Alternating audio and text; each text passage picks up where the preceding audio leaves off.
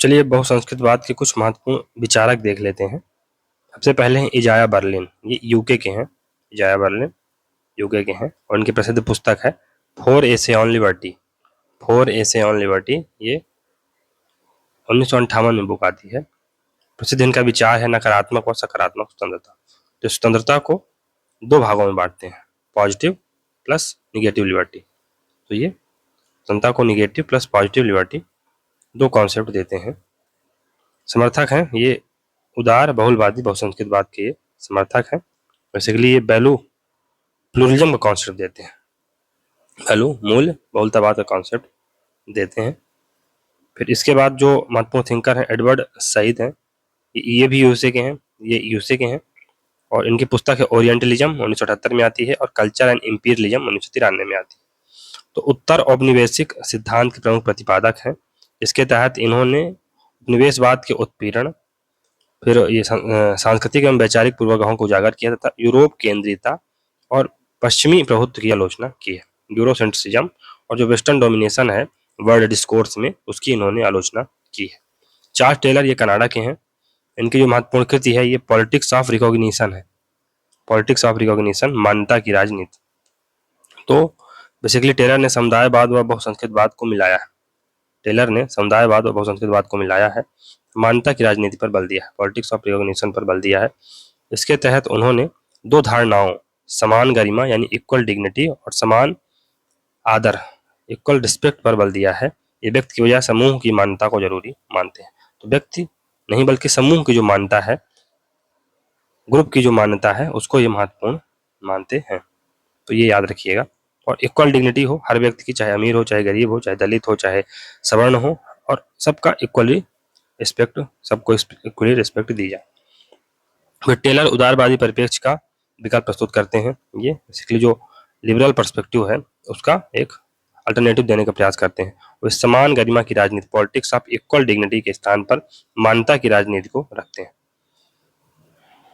उन्होंने अपनी पुस्तक पॉलिटिक्स ऑफ रिकॉग्निशन, जो कि 1900 उनका लेख था, पॉलिटिक्स ऑफ रिकॉग्निशन, ये बेसिकली उनका जो लेख था 1994 में आता है, में उदारवादी विचारधारा की कमियों का विश्लेषण किया है। उदारवादी जो विचारधारा है उसकी कमियों का विश्लेषण किया है।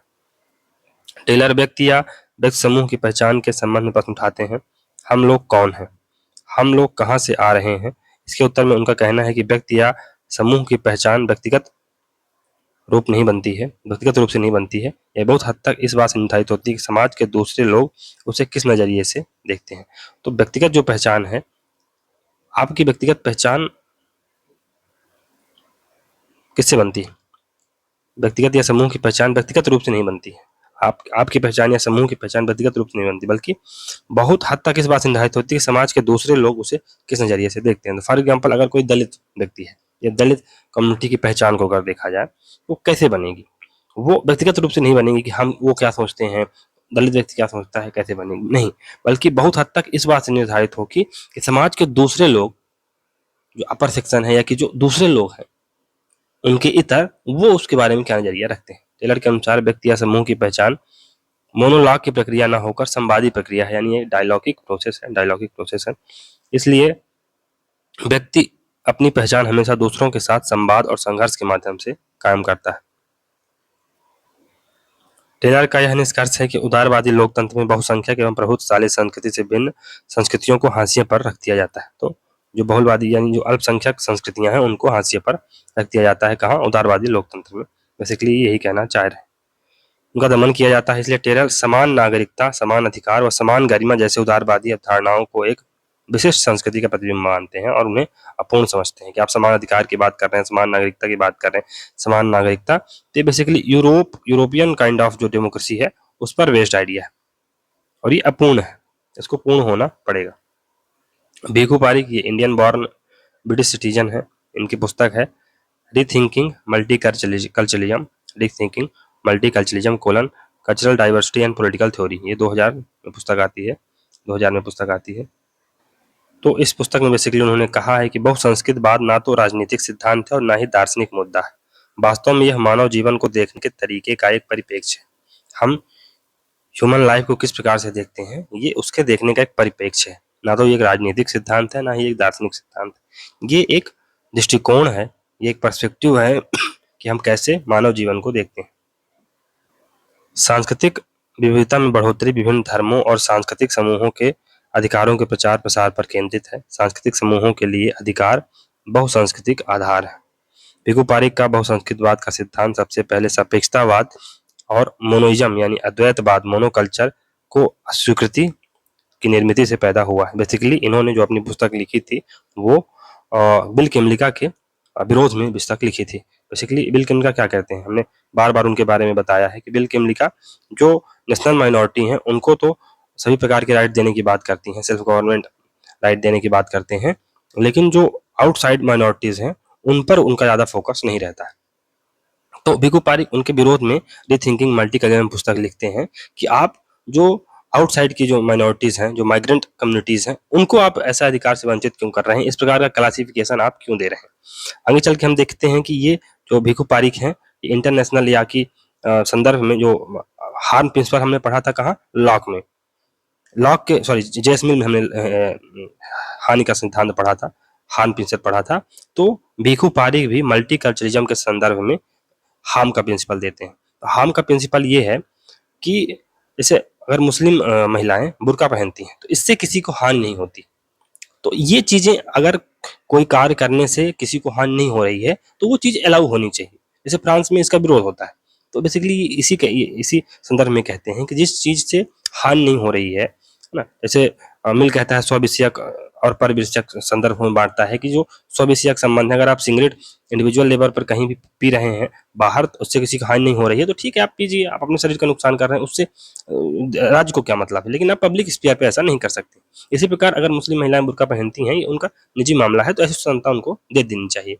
जबकि जो बिल किमलिका वाला सिद्धांत है ये इससे चीजों की मनाही करता है, तो इसके खिलाफ बेसिकली ये लिखा गया था। इसके बाद उन्होंने उदारवादी विचारों में सांस्कृतिक अधिकारों को गंभीरता से नहीं लेने के सिद्धांतों पर प्रश्न उठाए हैं। भिखु पारिक डायलॉजिकली कंस्टिट्यूटेड मल्टीकल्चरल सोसाइटी का विचार देते हैं।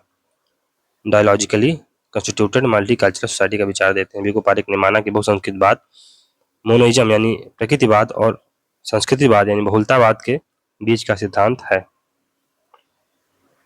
तो बेसिकली बहुसंस्कृतवाद क्या है, ये प्राकृतिक मोनिज्म और सांस्कृतिकवाद यानी बहुलतावाद के बीच का कॉन्सेप्ट है। क्या मानते हैं वो कि बहुसंस्कृतवाद प्रकृतिवाद यानी मोनिज्म जहां पर केवल एक कल्चर एग्जिस्ट करता है, और संस्कृतवाद जहां पर बहुलवाद या जिसे संस्कृतवाद कहा जाता है जहां पर बहुत सारे कल्चर एग्जिस्ट कर सकते हैं, उसके बीच का ये कॉन्सेप्ट है। बहुलवादी बहुसंस्कृतवाद का समर्थन करते हैं जो सांस्कृतिक विविधता पर बल देता है। यह सकारात्मक कार्यवाही सहित अन्य उपचारों के माध्यम से जातीय, सांस्कृतिक व धार्मिक अल्पसंख्यकों को बहुसंख्यक समुदाय के साथ एक समान पायदान पर रखते हैं। संवाद आधारित बहुसंस्कृतवाद यानी डायलॉग बेस्ड मल्टीकल्चरलिज्म व गैर पश्चिमी बहुसंस्कृतवाद के प्रणेता भिखु पारिक को कहा जाता है।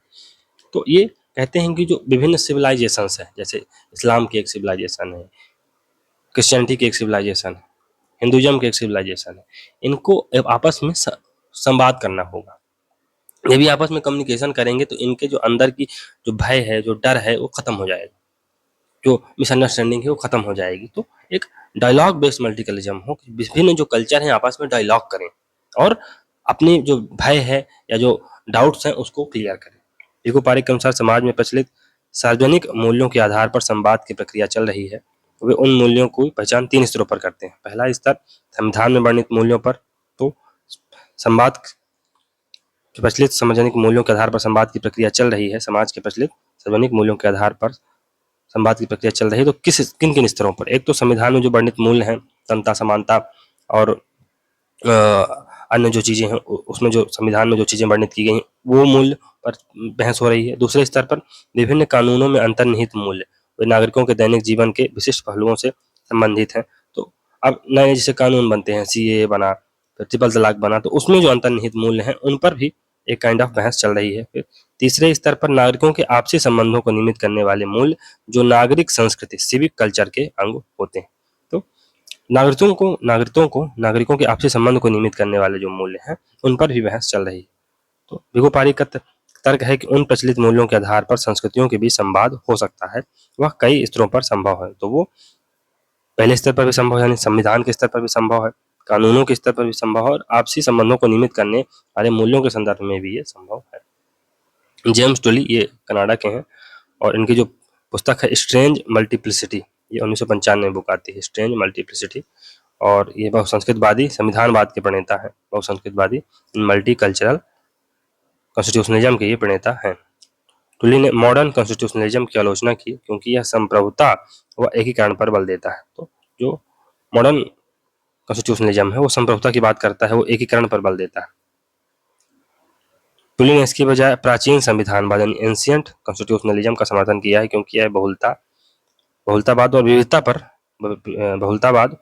का सम्मान करता है तथा पारस्परिक मूल्यों एवं विश्वासों को स्वीकार करता है। जेम्स वाल्टन तो ये कॉस्मोपॉलिटन मल्टीकल्चरिज्म का कॉन्सेप्ट देते हैं, और इन्होंने संकरता यानी हाइब्रिडिटी और मिक्स कल्चर पर बल दिया है। ये न्यूजीलैंड के हैं। आरिस मेरिन यंग ये यूके की हैं, और ये उग्र नारीवादी थिंकर हैं बेसिकली, और इनकी प्रसिद्ध कृति क्या है, justice and politics of differences, justice and politics of difference 1990 में पुस्तक आती है।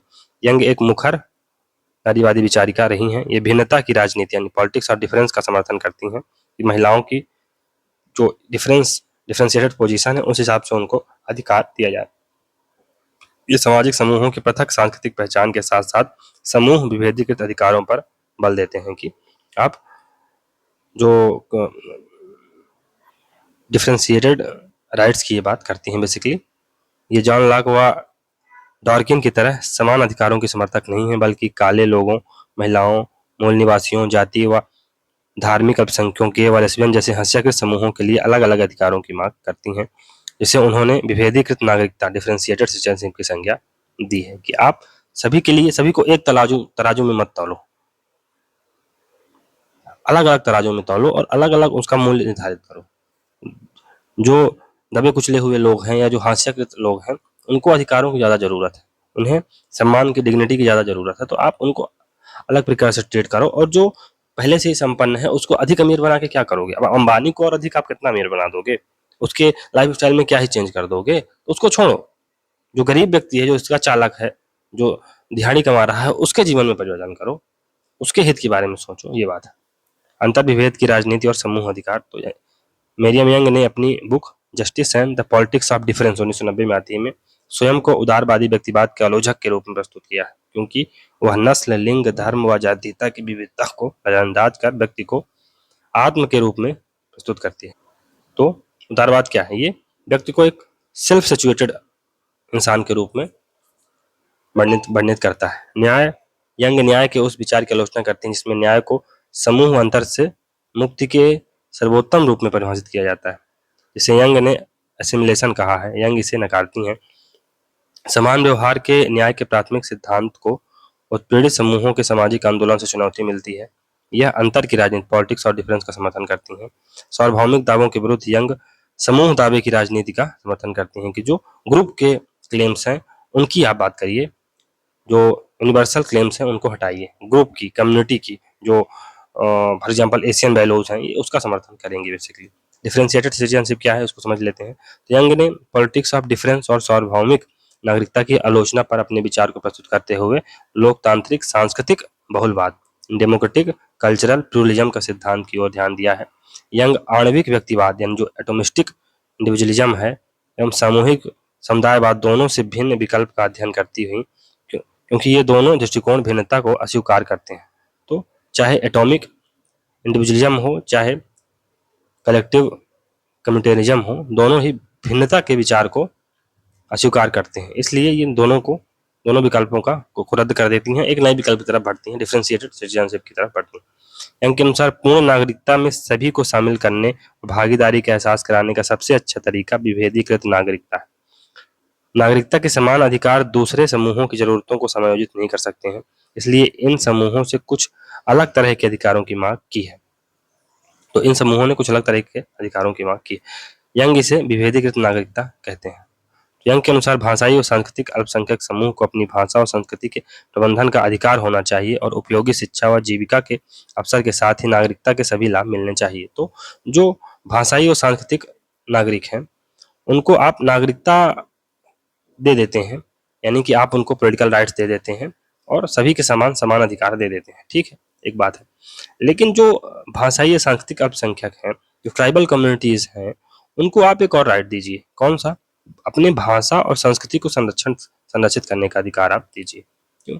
क्योंकि ये वल्नरेबल सेक्शन है, वल्नरेबल सेक्शन है, ये सुभेद सेक्शन है, जिनकी अगर आपने काइंड ऑफ संरक्षण नहीं किया तो वो सिटीजनशिप, जो ट्रू सिटीजनशिप है, उसको एंजॉय नहीं कर पाएंगे।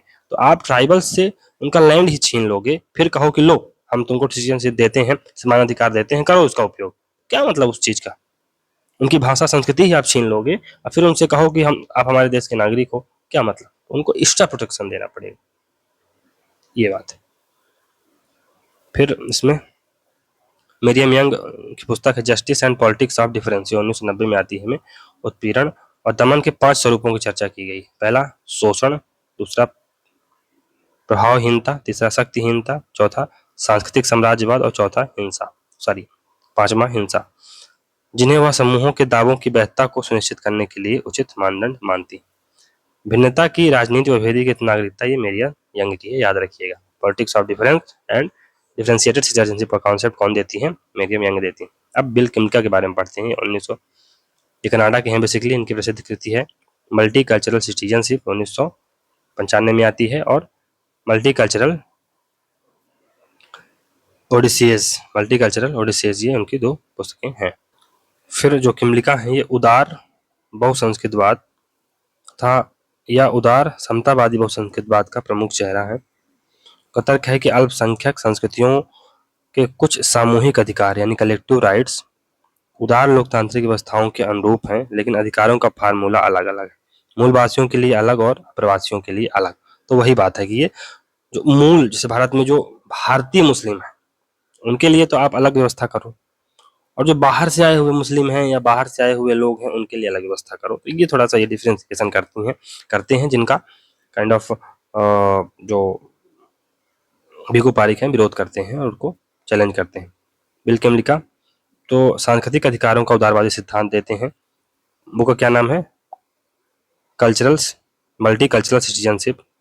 Multicultural citizenship colon a liberal theory of minority right, 1995 में आती है। नागरिकता और विविधता के मुद्दों को विश्लेषण किया। बिल किमलिका का तर्क है कि उनका बहुसंस्कृत नागरिकता का सिद्धांत स्वतंत्रता एवं समानता के उदारवादी सिद्धांत पर आधारित है। बिल किमलिका ने बहुसंस्कृतवाद के विकास के 3 चरण बताए। पहला चरण समुदायवाद के रूप में बहुसंस्कृतवाद, तो समुदायवाद के रूप में बहुसंस्कृतवाद, तो मल्टीकल्चरलिज्म एज अ कम्युनिटेरियनिज्म। 1970-80 के दशक में बहुसंस्कृतवाद समुदायवाद के रूप में था। इस समय समुदायवादियों ने उदारवादियों की आलोचना की। दोनों के मध्य विवाद यह था कि व्यक्ति व समूह में से किसे महत्व दिया जाए। इस दौर में बहुसंस्कृतवाद समुदायवाद की ओर झुका हुआ था कि व्यक्तियों को नहीं बल्कि कलेक्टिविटी को या कि समुदाय को महत्व दिया जाए। इस समय जो बहुसंस्कृतवाद था समुदायवाद की ओर झुका हुआ। दूसरा चरण तो ये उदारवादी रूपरेखा के अंतर्गत बहुसंस्कृतवाद का यह रूप 1990 के दशक में विकसित हुआ। इस काल में बहस या विवाद का मुद्दा उदारवादी बहुसंख्यक या समुदायवादी अल्पसंख्यक नहीं था। अब विचार के केंद्र में वे अल्पसंख्यक हैं जो उदारवादी सिद्धांत में भागीदारी करते हैं, साथ ही अल्पसंख्यकों के अधिकार भी चाहते हैं। इस दौर में उदार बहुसंस्कृतवाद पैदा होता है, लिबरल मल्टीकल्चरलिज्म पैदा होता है। तीसरा चरण तो राष्ट्र निर्माण की प्रक्रिया के रूप में बहुसंस्कृतवाद एकता की बजाय विविधता पर बल देता है, डाइवर्सिटी पर बल देता है, एकता की बजाय डाइवर्सिटी पर बल देता है। यह कई बार राष्ट्र निर्माण व राष्ट्रवाद के साथ संगत नहीं बैठता है। क्योंकि अगर राष्ट्र का निर्माण होता है तो किसी न किसी एक कॉमन पॉइंट को लेके होता है। राष्ट्रवाद उभरेगा तो कोई ना कोई एक कॉमन पॉइंट होगा, जबकि बात ये डाइवर्सिटी कर रहा है। तो राष्ट्र निर्माण और राष्ट्रवाद के साथ ही कभी कभी संगत में नहीं बैठता है। उदारवादी राज्य राष्ट्रीय एकता के लिए जाति व सांस्कृतिक भिन्नता के प्रति हानिकारक उपेक्षा रखते हैं, अर्थात ये इन्हें निजी मामले मानते हैं। सांस्कृतिक विविधता के मध्य राष्ट्र निर्माण या राष्ट्रीय एकता के लिए माइकल वाल्जर ने तटस्थ उदारवाद, किमलिका ने सामाजिक संस्कृति की अवधारणा दी है। तो माइकल वाल्जर ने तटस्थ उदारवाद न्यूट्रल लिबरलिज्म और ये सोशलिस्टिक कल्चर की बात करते हैं। तटस्थ उदारवाद किसी भाषा, साहित्य, धर्म, इतिहास, परंपरा आदि की तुलनात्मक वरीयता नहीं देता है।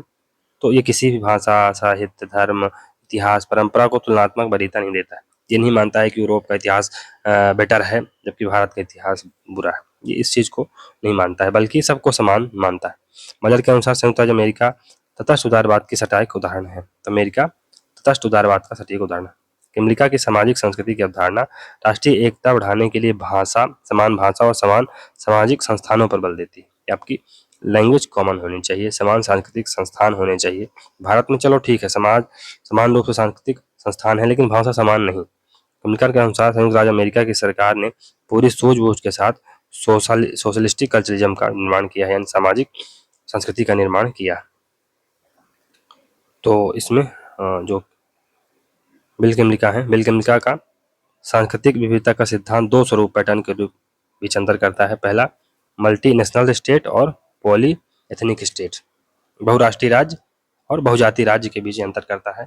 तो जो मल्टी नेशनल स्टेट होते हैं, इसमें जो नेशनल माइनॉरिटी होती है, तो इसमें उपराष्ट्र और मूल निवासी के रूप में उनको हम लोग बांट सकते हैं। तो सब स्टेट फॉर एग्जाम्पल यूएसए में अश्वेत है, कैटलान्स, बेल्स और क्यूबेकोइक्स, ये क्या है? सब स्टेट है, मतलब नेशन तो नहीं है लेकिन सब नेशन, जैसे कश्मीर हो गया भारत में, तो ये सब नेशन है, उपराष्ट्र है। नेशनल माइनॉरिटी में ये दो कॉन्सेप्ट निकल के आते हैं। सब स्टेट, जैसे भारत में जम्मू कश्मीर या नॉर्थ ईस्ट का पूरा रीजन ले लो ऐसा एंटिटी। और जो इंडिजिनस पीपल हैं, रेड इंडियंस, सामी, उंडई, मौरी, अमेरिकन इंडियन, तो ये इसकी बात करता है। और राष्ट्रीय राज्य, ठीक।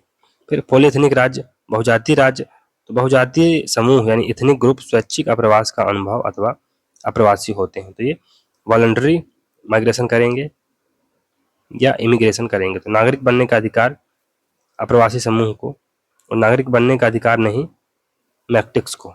तो जो अप्रवासी समूह है उसको नागरिक बनने का अधिकार इसमें दिया जा सकता है, जबकि जो मैक्टिक्स हैं उनको नागरिक बनने का अधिकार नहीं दिया जा सकता है। बिल के लिखा तो समूह विभेदीकृत अधिकार, group differentiated right, differentiated group rights की ये बात करते हैं। बिल के लिखा ने तीन प्रकार के समूह विभेदीकृत अधिकारों की बात की है, डिफरेंशिएटेड ग्रुप राइट की बात की है। तीन प्रकार के कौन कौन से? उनकी पुस्तक है multi cultural citizenship colon a liberal theory of minority rights, 1995 में आती है। में सेल्फ गवर्नमेंट राइट, पॉलीएथनिक राइट और सेल्फ रिप्रेजेंटेशन राइट की बात करते हैं। तो सेल्फ गवर्नमेंट राइट ये राष्ट्रीय जो माइनॉरिटीज होती हैं, जैसे भारत में मुस्लिम, तो उनकी मांग होती है। ये मानव गतिविधियों में जीवन के समर्थक तरीकों को अपनाने की मांग करते हैं, जीवन के सार्थक तरीकों को अपनाने की मांग करते हैं। फिर राजनीतिक शक्ति का विचलन, डिवोल्यूशन इसमें शामिल है। तो आप राजनीतिक शक्ति का इसमें डिवोल्यूशन करते हैं। संघवाद के माध्यम से इसको बढ़ावा दिया जाता है, किसको? सेल्फ गवर्नमेंट के राइट को। फेडरलिज्म, जैसे भारत में जो सेल्फ गवर्नमेंट के राइट है, तो जो तमिल स्पीकिंग पीपल है उनको अलग दिया गया है, जो मराठी स्पीकिंग पीपल है उनको अलग दिया गया है। तो ये काहे से होता है? संघवाद से, फेडरलिज्म से, जब आप हर राज्य को स्वायत्ता का अधिकार दे देते हैं। इवन नॉर्थ ईस्ट में ऑटोनॉमस काउंसिल बनी हुई है, तो वहाँ के कानून जैसे वहाँ राज्य के कानून लागू नहीं होते हैं, या लागू भी होंगे तो जो काउंसिल है उसकी सहमति से लागू होंगे। संस्कृति के स्वतंत्र विकास की ये मांग करते हैं। इसका चरम रूप फिर अलगाव में चला जाता है, जैसे सेपरेटिस्ट मूवमेंट चलते हैं ना नॉर्थ ईस्ट में या जम्मू कश्मीर में, तो ये इसका सेल्फ गवर्नमेंट के राइट का ये एक्सट्रीम फॉर्म है। उदाहरण के लिए इसका अमेरिकी जो मूल निवासी हैं, रेड इंडियंस हैं, कनाडा में क्यूबेक्स हैं और न्यूजीलैंड में मुआरिस है। पॉलीएथनिक राइट तो जातीय समूहों व धार्मिक अल्पसंख्यकों के लिए हैं। ये जातीय समूहों और धार्मिक अल्पसंख्यकों के लिए हैं। सांस्कृतिक विशेषता बनाए रखने के लिए अप्रवासियों द्वारा इसकी मांग की जाती है कि हम अपना जो रिलीजियस या जो कल्चरल यूनिकनेस है उसको हम बनाए रखें, इसके लिए हमें राइट दी जाए। हमें पब्लिक स्फीयर में पगड़ी पहने दी जाए हेलमेट के स्थान पर, या जो बुर्का पहनने की आज़ादी हमको मिले। ये सब ये राइट्स की मांग करते हैं। वैश्वीकरण, अंतर्राष्ट्रीय प्रवास के समय की मांग है। ये बड़े समाज में एकीकरण को बढ़ावा दिया जाता है इसके माध्यम से, और धार्मिक परंपरा के टकराव वाले कानूनों से छूट रहती है। इसमें यहूदियों और मुसलमानों को पशुवध कानून से छूट है। फिर सिखों को हेलमेट पहनने से छूट है। फ्रांस और ब्रिटेन में मुस्लिम लड़कियों को स्कूल ड्रेस कोड से छूट है।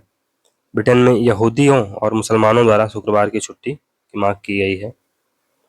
फिर स्पेशल रिप्रेजेंटेशन राइट ये अल्पसंख्यकों या वंचित समूहों को दिया जाता है। स्पेशल रिप्रेजेंटेशन राइट अल्पसंख्यकों या वंचित समूहों को दिया जाता है। सरकारी निकायों में प्रतिनिधित्व की मांग की जाती है। शिक्षा, राजनीति या सार्वजनिक जीवन में उचित अनुपात तथा आरक्षण की मांग की जाती है। जैसे भारत में रिजर्वेशन सिस्टम है या अमेरिका में अफर्मेटिव एक्शन है।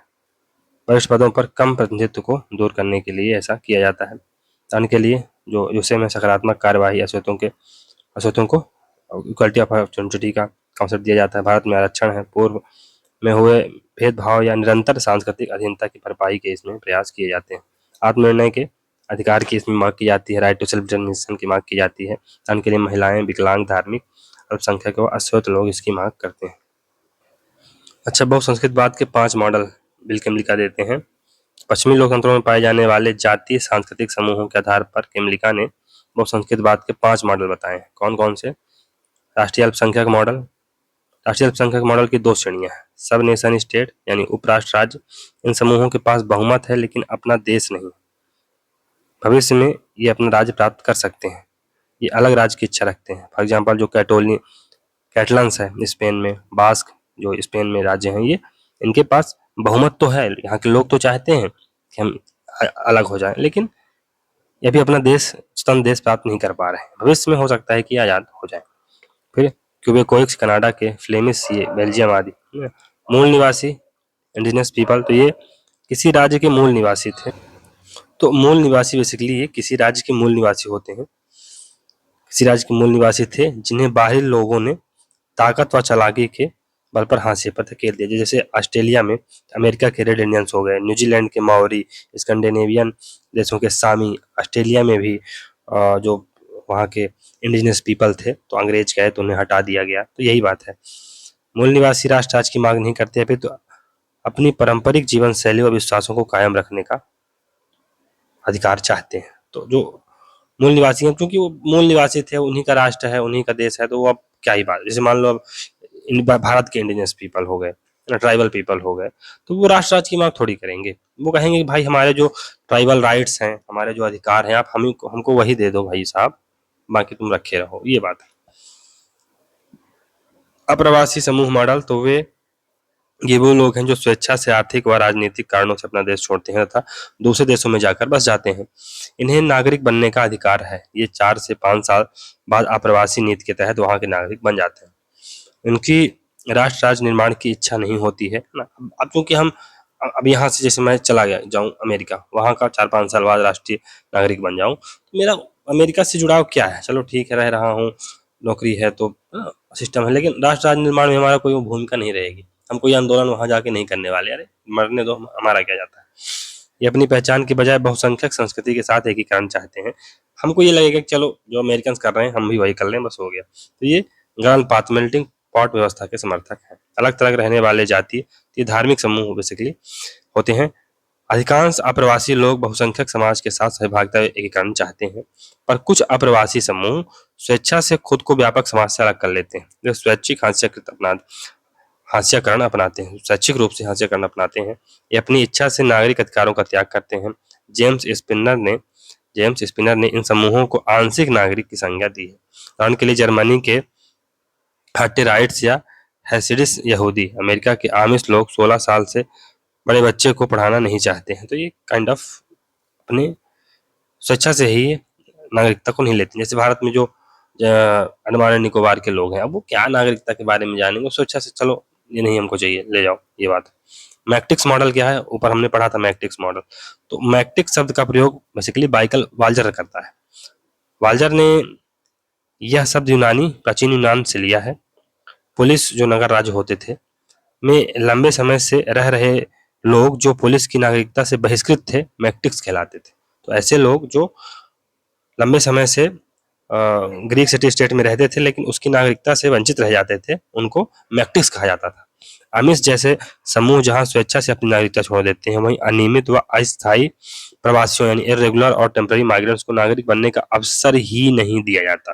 अमेरिका में रहने वाले मैक्सिको वासी H1 B2 वीजा विवाद, ट्रम्प की मैक्सिको सीमा पर दीवार, ऐसे ही इसके उदाहरण हैं, है ना। हमने देखा था कि बीच में ट्रम्प ने मैक्सिको सीमा पर क्या कर दिया था, काइंड ऑफ दीवार खड़ी कर दी थी, जिससे कि जो मैक्सिको के लोग हैं भारत में ना आ सकें। तो यही बात है, इसमें चलता रहता है। ये मैक्टिक्स स्थायी नागरिकता चाहते हैं, वे अपने मूल देश लौटना नहीं चाहते। तो मैक्टिक्स क्या चाहते हैं, हमें स्थायी नागरिकता मिल जाए। तो ये टेम्पररी और इलीगल, जैसे भारत से जो लोग जाते हैं, तो ये क्या चाहते हैं, ये मैक्टिक्स ही हैं, भले वहां से बहुत दिन से रह रहे हैं, लेकिन उन्हें नागरिकता नहीं दी जाती। ये चाहते क्या है कि हमें मूल नागरिक बना लिया जाए, हमें स्थायी नागरिकता मिल जाए, हम अपने मौलिक देश नहीं लौटना चाहते। फिर अफ्रीकी अमेरिकी मॉडल, तो काले लोगों को अमेरिका में विदेशी या बाहरी नहीं माना जाता है, क्योंकि ये गोरों के साथ वहां गए थे। तो काले लोगों को अमेरिका में विदेशी या बाहरी नहीं माना जाता है, क्यों, क्योंकि ये गोरों के साथ ही वहीं गए थे। तो क्या होता था कि अंग्रेज बेसिकली जो यहाँ से सताए हुए लोग, जो ब्रिटिश सत्ता के सताए हुए लोग, ये बेसिकली कहाँ चले जाया करते थे, अमेरिका चले जाया करते थे। बागी टाइप के जो लोग हुआ करते थे, ब्रिटिश समाज के वाइट लोग जो बागी टाइप के हुआ करते थे, तो ये अमेरिका में जाते थे।